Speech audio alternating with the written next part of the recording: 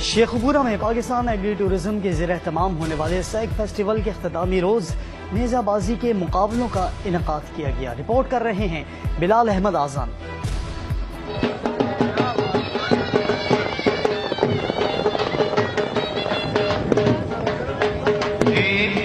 तेज रफ्तारी कमाल, निशाना भी बेमिसाल। शेखुपुरा में नेजा बरदार घुड़सवारों ने मेला लूट लिया।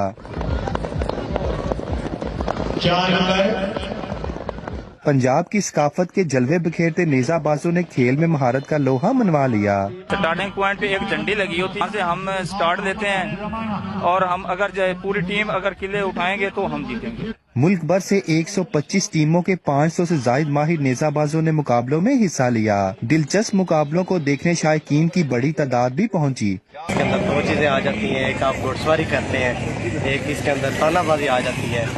तो उसके अलावा ये बड़ी इंटरटेनमेंट है। तो जो लोग मोबाइल में घुसे रहते हैं अगर इस तरफ आए तो ये बड़ी तफरी वाली चीज है। सिंगल मुकाबलों में मलक सरदार वट्टू पहले नंबर पर रहे, जबकि टीमों के माबैन होने वाले मुकाबलों में शाह जिलानी गौसे आजम क्लब की टीम कामयाब रही। खिलाड़ियों ने जीत का जश्न मनाया। हुकूमती और निजी सतह पर नेजाबाजी के मुकाबलों के इनेकाद से जहां तफरी के मौके मैसर आएंगे, वहीं इस कदीम सकाफती खेल को भी फरोग मिलेगा।